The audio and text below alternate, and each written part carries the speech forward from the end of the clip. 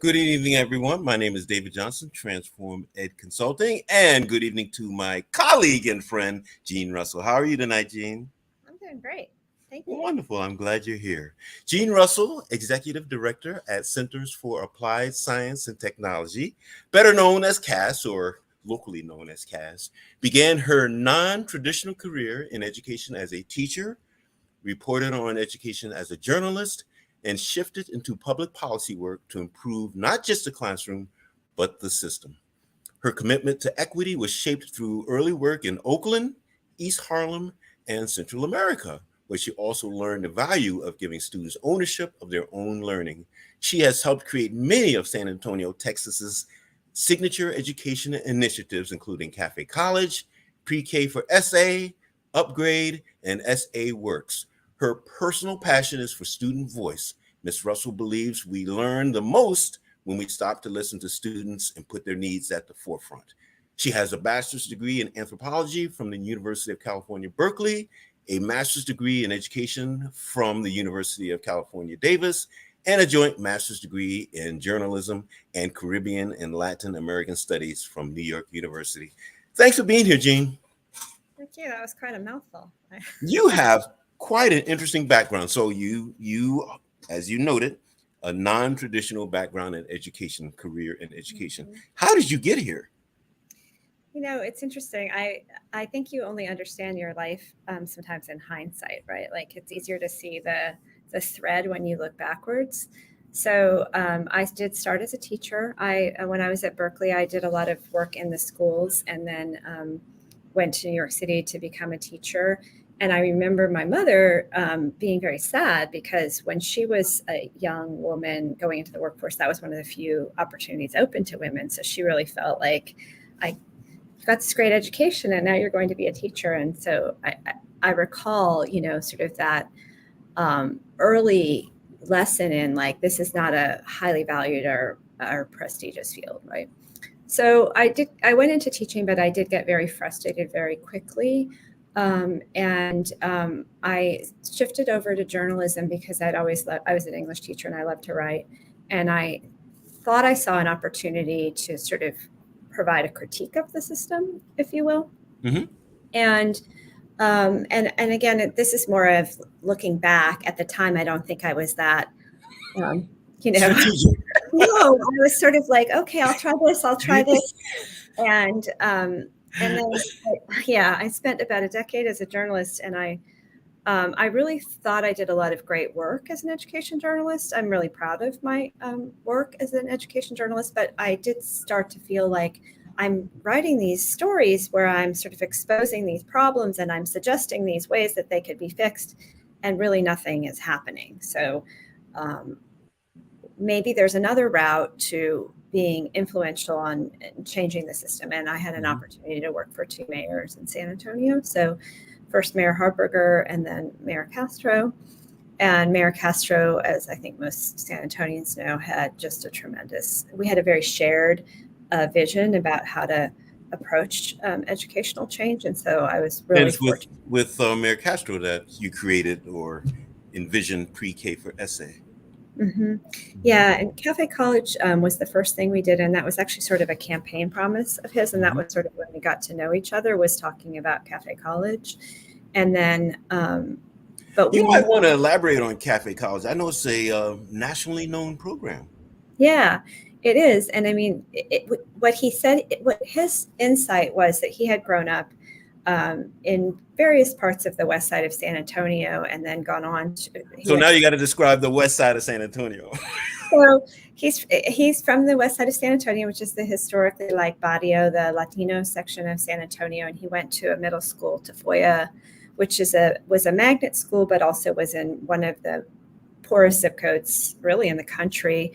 And then he went on to Jefferson High School, which was a little bit more middle class, but then went on to Stanford and Harvard. And what he would always say was when he was at Stanford and Harvard, he realized that the students in his classes were not any more gifted or even more advanced than the students he'd known on the West Side. The difference was the opportunity.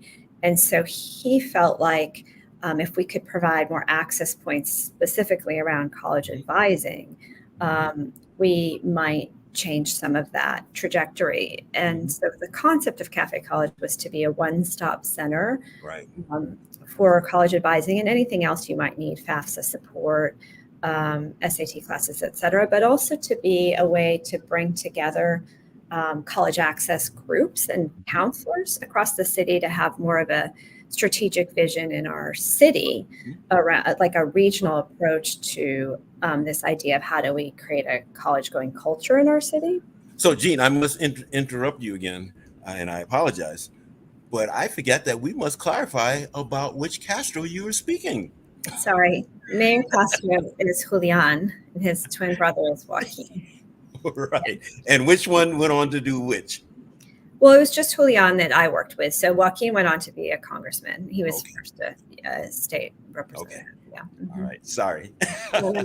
It's true. I mean, I only confused them once, but. Okay. Tell us about Pre-K for SA. So when Mayor Castro came in to office as mayor, there was a unique opportunity because we had a little bit of remaining dollars on our sales tax. So in Texas, cities can assess a certain amount of sales tax, and we had a little bit remaining, unlike other cities. And so he knew he wanted to do something on education. So that was really an exciting opportunity. And we spent a lot of time studying where did we think the investment would have the greatest long-term impact. And we came to and we had a task force, and we visited a lot of places. And what specifically does Pre-K for SA do? So it's actually a three-pronged strategy, and I don't know if everybody realizes that, and I think it was a very elegant design, actually. And you were involved with it, designing it. Right, I was, and I'm still very proud of it. It was the idea was to have 4 model centers with the idea if you have really like high quality exemplars that show what early childhood education can be in its best form, that could potentially create an opportunity to raise the caliber all across the city, because people would have like a showcase that they could go to see. And then secondly, it was to expand early childhood access. So there were grants for existing early childhood providers to expand their programs. So it was both an access and expand, like a quality and quantity idea. And then the final spoke was to provide additional professional development for early childhood educators. So the whole idea was we were planting this flag in our community to say how important early childhood education was, that it wasn't like a stepchild, that it was, we did a lot of work around why the early years are so important for the brain, et cetera. And honestly, it's interesting. People are super supportive of Pre-K for SA, but I think they mostly only know about the model centers, and they don't really understand that the prongs of it.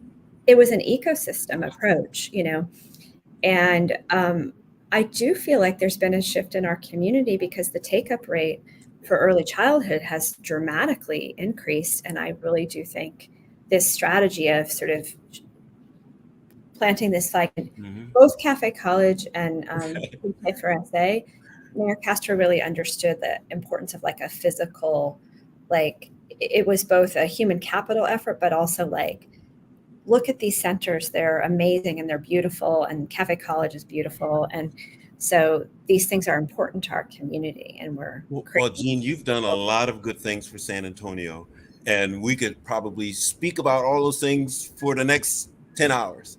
But we have only 20 minutes remaining to chat about our topic for today. And my past is agency. So let's jump in. Where do you want to start? Well, I think I just want to start with this sort of central insight of my life is that whenever you want to design something for young people, you really need to ask the young people. So we have this incredible asset, in my opinion, which is young people, that we consistently leave off the table when we're designing systems to support them.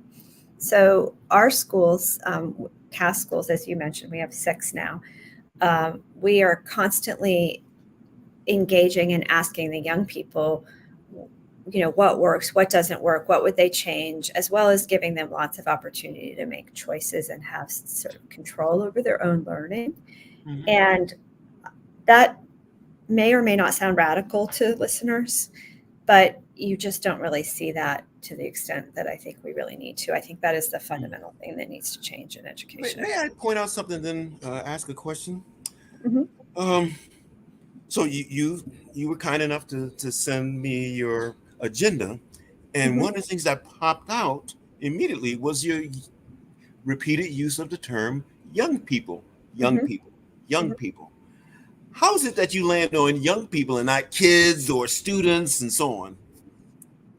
Well, I do use students some, but I think young people is more of a word that acknowledges them as like emerging adults, Um, and I think that adults like ourselves, um, I wouldn't say you and I do this, but I think it's very common to underestimate what young people bring to the table. So we often say, like, all of our students come to us with gifts, and our job is to unlock them. And I feel like the role of education and of adults in education is to sort of, like, I like the gardener metaphor, but it's really to till the soil so that our young people can flourish. But it's not to treat them as though they're like an empty vessel and we're going to pour some information into their heads. And we just seem to get that balance really wrong. One of the things I love so much and find so fascinating about working with young people is that I can envision them as adults. that Right. is one of Right. the that is one of the most fun things about working with young people. You can envision them as adults. There's a story I love to tell about when I was a high school administrator. There was a student who was a saxophonist, and I knew that student would just smoke me. I'm a musician as well, but I knew he would just smoke me and go on and be a great saxophonist, if not a world renowned saxophonist. Where I would just be a local person, if you know what I mean. So that's one of the most fascinating things about working with young people. It is. I mean, that's sort of our job, right? Is to allow them to achieve their fullest potential. I mean, that is the magic of education, right? What you just Yeah, I said, think so right? too. Is And I sparking. can see how your ideas about student voice and agency would emanate from using the term young people as opposed to kids or students. Yeah. I mean, I feel like once people open their minds to what young people are capable of, there's like a shift, right? Like, so Mm. you've participated in the work we do, which is the Speak Up, Speak Out um, annual civics fair, right, where students identify a problem they want to solve in the community, and then they come up with a solution. And Mhm.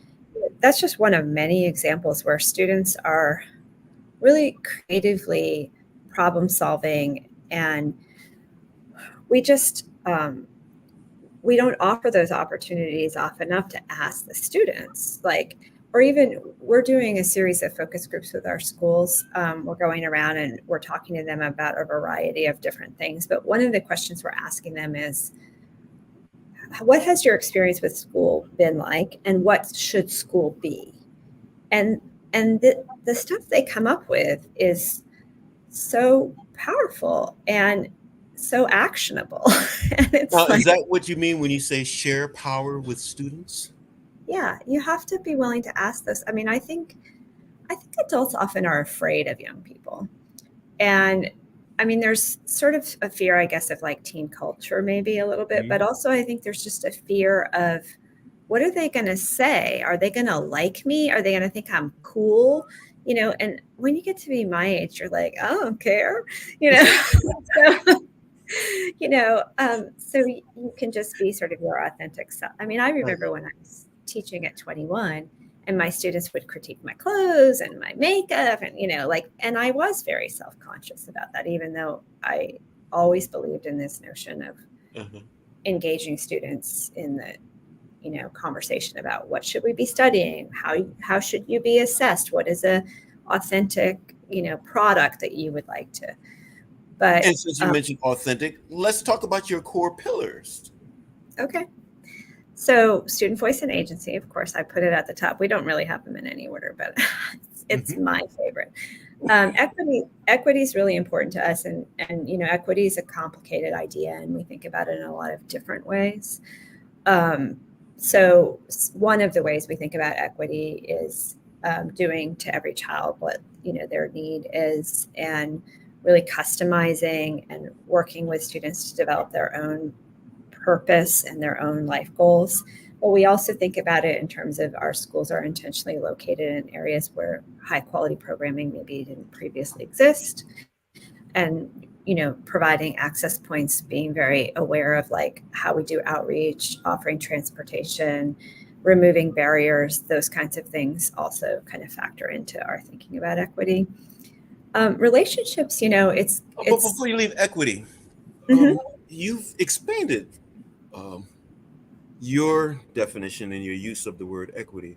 So often when people use equity, they're speaking of racial or ethnic diversity or ethnic equity.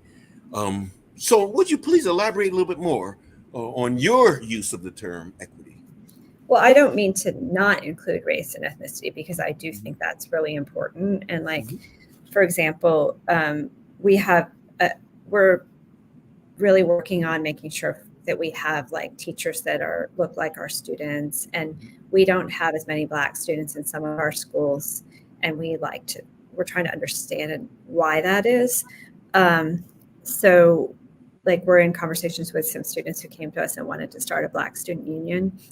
And I think that, first of all, that's great because they came to us, right? And they felt empowered to make this suggestion, and they came up with a very feasible like idea also that we can support. So it's really being driven by students, and I love that.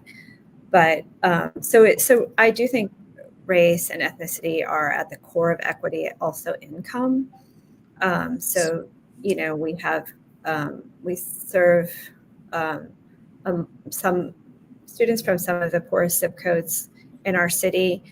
Our schools they're reflective of the communities and the districts that we serve, but they, in some cases, have a few more like affluent, and I think that's actually a good thing because I really believe in heterogeneity. Like I think that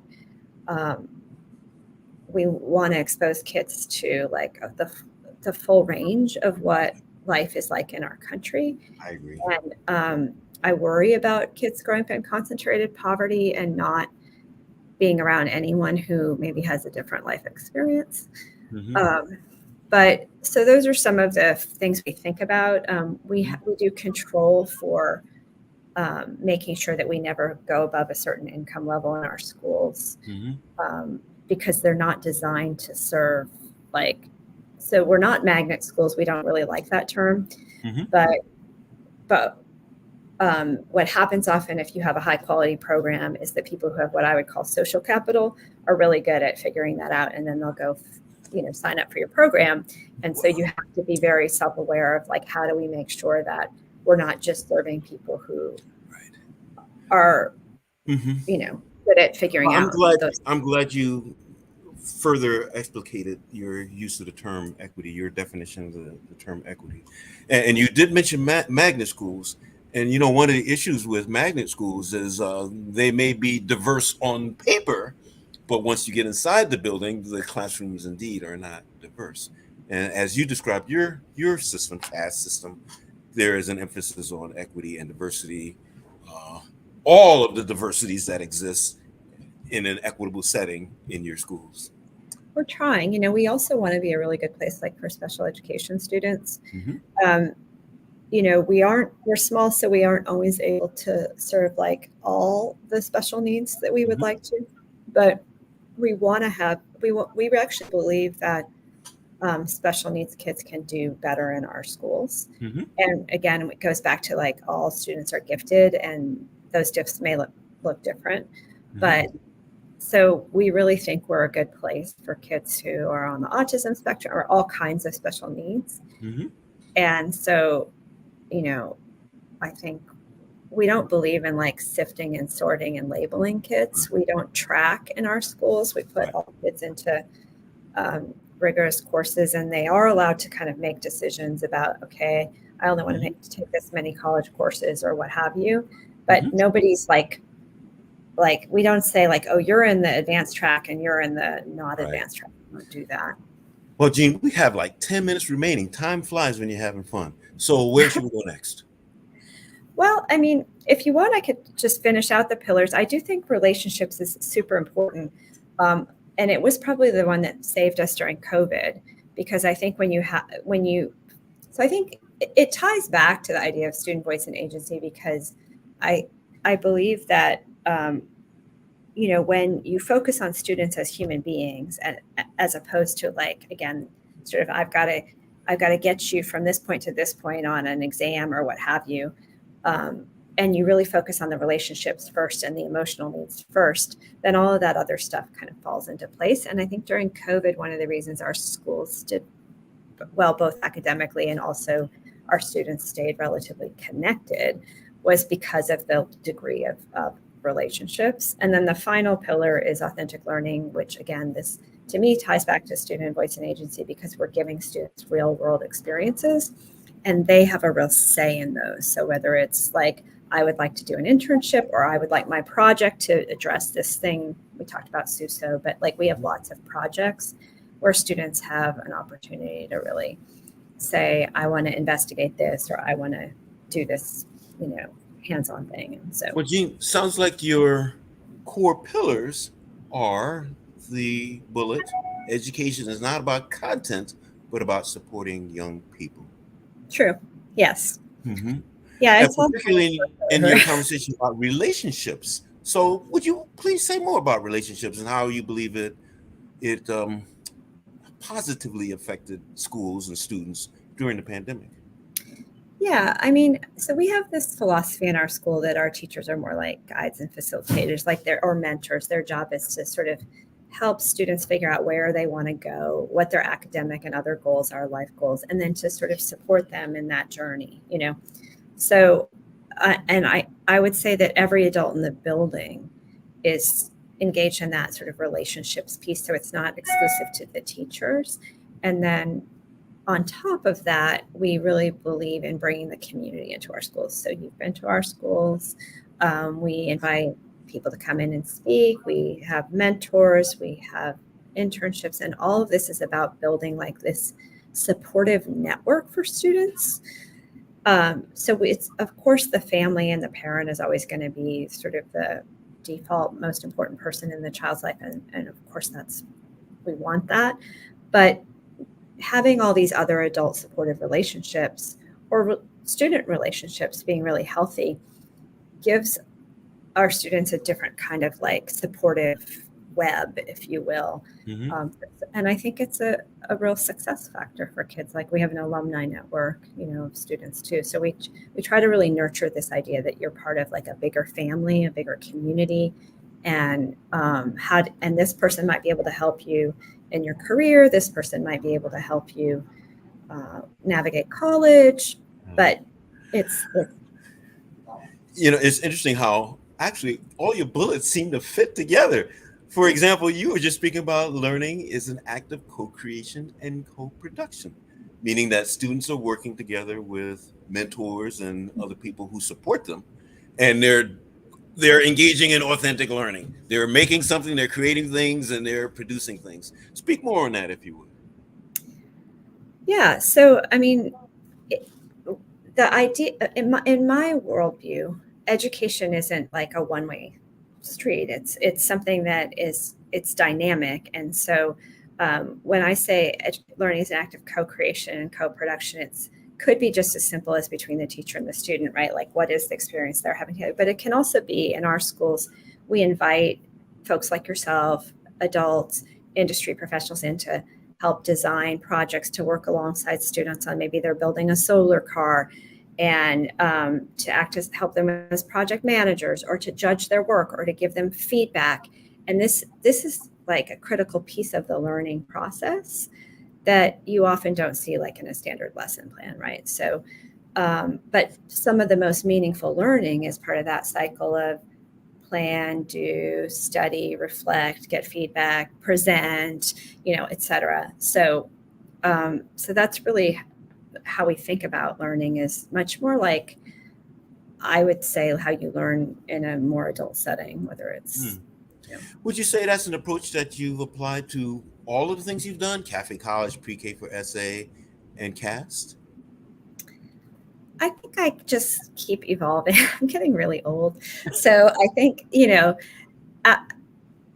I don't think I had things all figured out when I was in my 20s or 30s, and I still don't have things all figured out now. But I do think like the older you get, the more you're like, you care less about sort of the way things are supposed to be done, and you have more clarity about, like it's very clear to me that if we don't give students more space to be who they need to be, education isn't going to be meaningful for them. And they're not going to achieve their full potential. Mm-hmm. And speaking of full potential, students or young people must have opportunities to make meaningful choices. How do you design that into the work you do? Yeah, I've been thinking a lot about this idea of choice lately, right? Because we're schools of choice. And as you and I were chatting beforehand, there can be some downsides to choice, right? Like you want to make sure everyone has access to making good choices or support to make a choice they might want to make. But then once they're with us, I think of it almost as like graduated adulthood. So, just like a parent might say, I'd rather have my kids do some kind of slightly risky things while they're at home with me before they leave so that I can help them if they fall. Well, I think the same is true in schooling. Like we need to let kids make important, meaningful decisions, whether it's I'm choosing a class or I'm choosing a project or I'm choosing a mentor, because we often like that's a choice. They choose each other because that's how you learn to make important adult choices. Mm-hmm.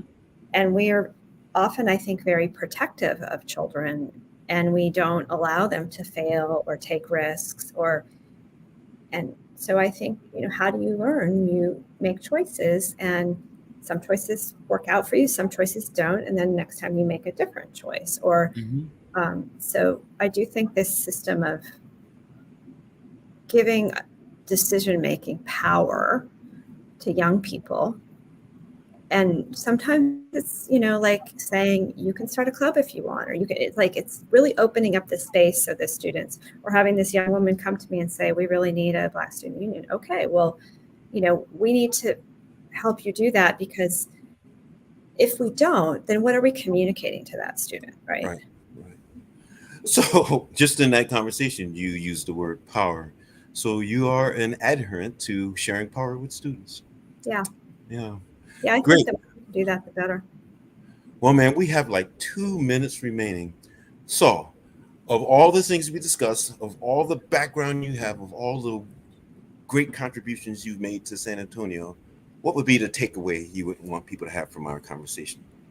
I think I would just wish that people would engage with young people with a little bit more humility and less fear. And, whenever you have an opportunity to work with young people, to really kind of listen as much as you talk as an adult, Anything else for your takeaway? The takeaway?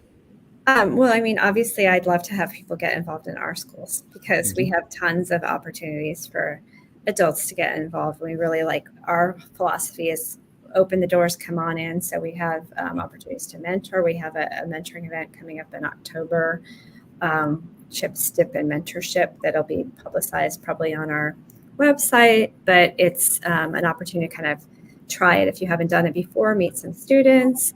We have lots of opportunities to judge student work. We're going to start soliciting judges for Speak Up, Speak Out, which is happening again this year in January at Texas A&M San Antonio. So we always are looking for people who want to engage with our students in a variety of ways. I think I really, and then of course we desperately always need people who are willing to take interns, because we call that the long interview.